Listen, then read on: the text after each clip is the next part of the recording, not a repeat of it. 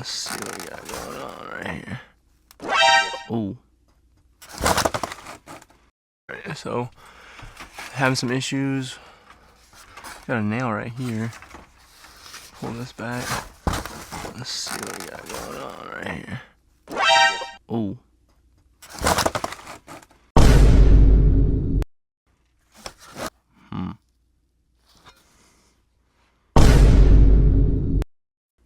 That ain't good. New roof done got him again. What's up, y'all? Welcome back to the channel. We've got a little bit of a different video today. So this homeowner had their roof replaced recently and they noticed their air conditioner wasn't working like it should. Long story short, we got a hole in the line set, and we're gonna make some repairs today. We'll put a coupling here, repair that pipe. We're also gonna go ahead and replace the bi-flow filter dryer because now that it's had, you know, all the refrigerant leaked out of the system, we're gonna go ahead and replace that, make sure it's done right. Get them up and running, we'll do a pressure test, all that good stuff. So stay tuned. First things first, go ahead and make our repair right here.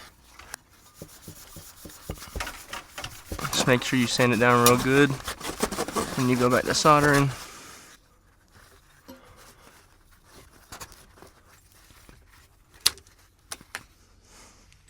Alright, so we had this line set was tucked all the way up to the plywood, which is a no-no. It doesn't even have a guard plate or anything. So I don't know who put this in at one point or whatever, but this is not ideal, that's for sure. When they went to go replace the roof, bam, that nail came down, put a hole, or this one, sorry, this nail came down, put a hole right in it.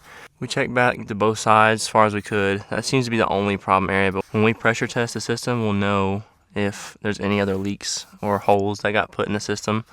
So that'll be taken care of just to make sure there's nothing else anywhere else that's leaking. Just make sure. All right, got our coupling popped in there. She's ready to braze. I'm gonna go ahead and now work on the filter dryer. Get it removed. Get it ready for the new one that's going on.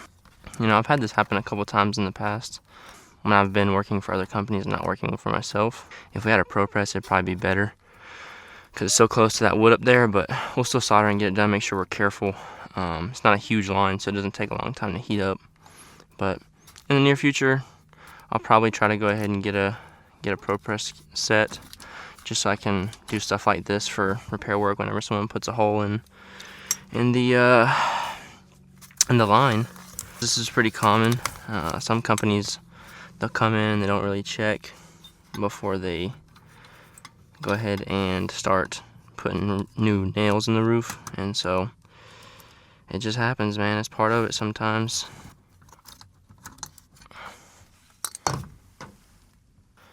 New bi-flow filter dryer going in. Remember, just sand both joints, both sides of the copper, so you have a good connection. When you go to braze, make sure it's nice and clean.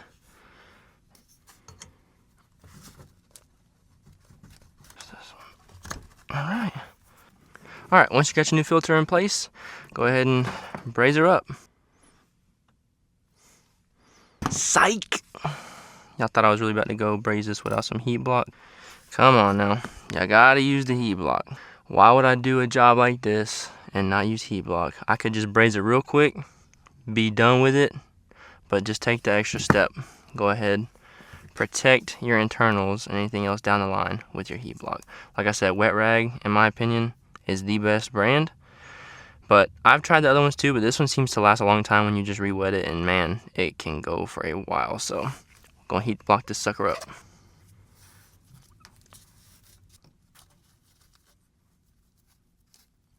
Alright, got our heat block on there. Now we're good to go. Go ahead and start soldering this real quick.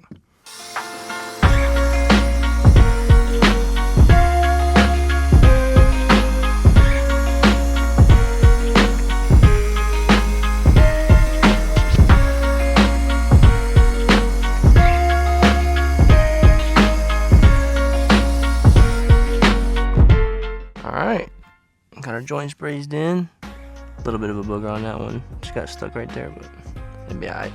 But in place. Now let's go do the suction line. Now I will say, when you do joints like this in a suction line where a lot of oil has gotten all over the place, solder with caution, because you don't want to have a little bit of an incident, because you can get a pretty good flame coming off that sometimes.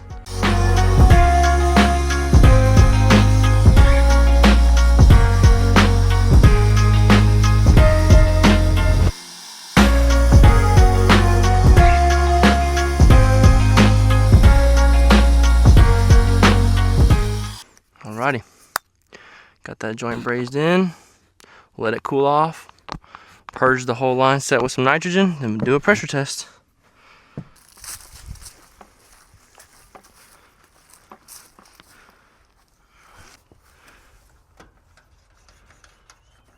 First things first, let's get these shraders out of here.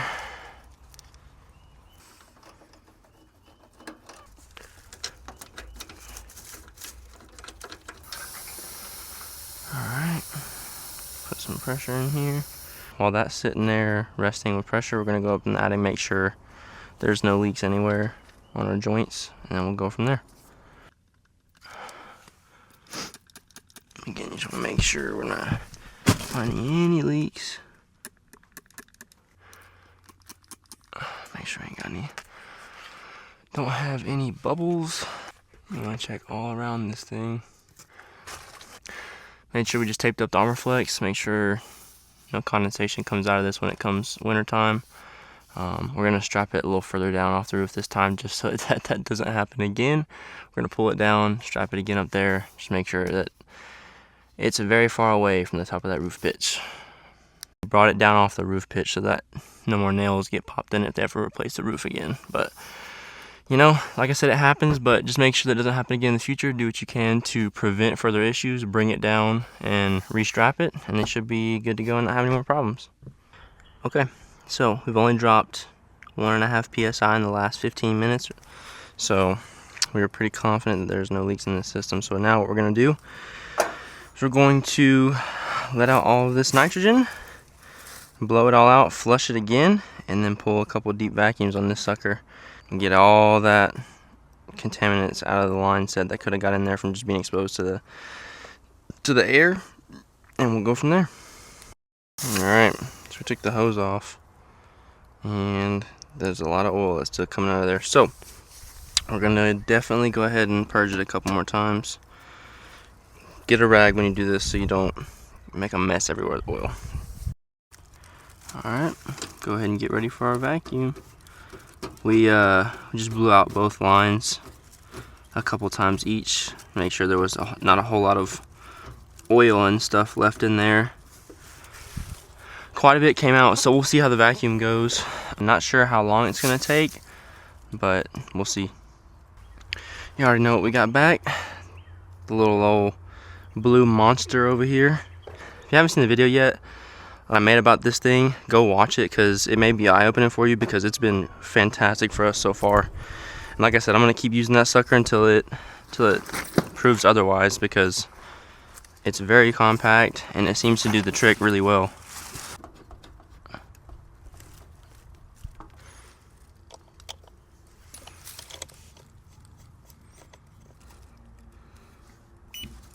We're going to start our stopwatch.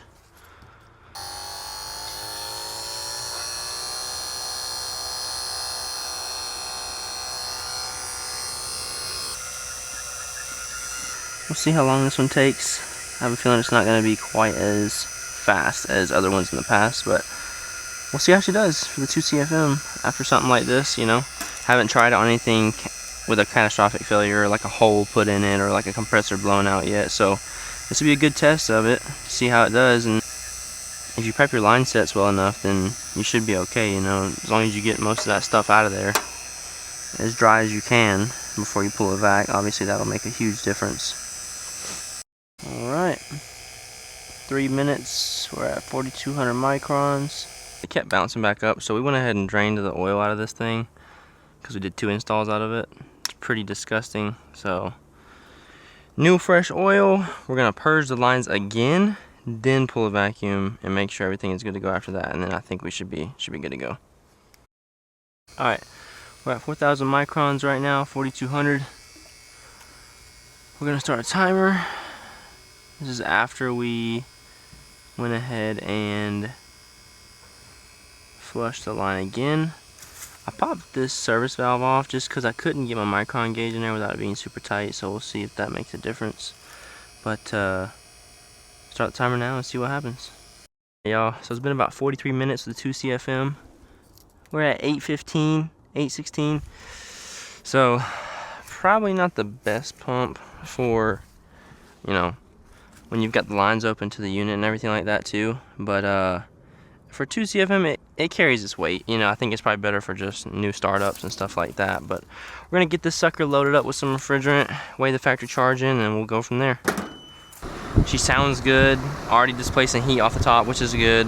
Nothing crazy. We're just over the factory charge, which was 5 pounds 5 ounces. But so far so good. I really like this field piece wireless scale. It connects to your app and everything like that too, so even if your remote dies, you can hook it to your phone, which is really nice. I got this last year and it's been really good for me. Love the new design of the remote. It's a lot smaller than they used to be, but it's got the nice magnet on it that flips out, so you can just set that sucker anywhere and let it sit on top of your unit. It'll magnetize right there.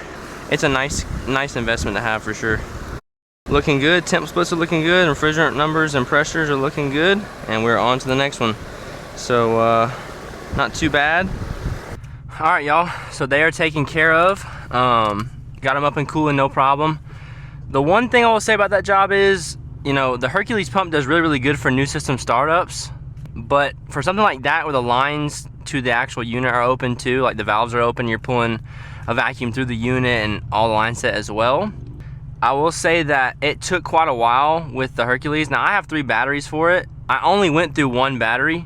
I didn't even need to go through 2 batteries, so it ran for like 40, I let it run for like 43 minutes, you know. Obviously, on my other stuff that I've done with that pump, it has not taken that long at all. It's taken literally like 12 minutes average between the 2 other installs that I used it on so far. So it's probably not the best for like catastrophic failure events. You might want a bigger vacuum pump for that, but you know, for what it is, it still did okay. I have no complaints. It just takes a little longer. Now, if you're in a rush, you need to get to the next job, I get it, but you really need to set the time aside for those type of jobs anyway. But it did pretty good. I'm not mad about it, you know. Could have done better about blowing the lines out too, I'm sure, but I blew them out like 3 times, pressured them up, blew it out 3 times. If you haven't seen the video of the Hercules pump that I've done already, definitely go watch it. It'll give you some insight as to how that pump does on, you know, what we've done so far. And I have no complaints from the thing. I'm gonna use it till it dies. It's really small. The batteries seem to be made really well. They don't give out in like just 20 minutes or something like that, something crazy. You know, I've used all 3 different batteries just to see how they would do. Overall, it went pretty good. If you enjoyed the video, consider giving me a thumbs up or a comment down in the comment section, and subscribe to the channel. But otherwise, we'll catch you on the next one.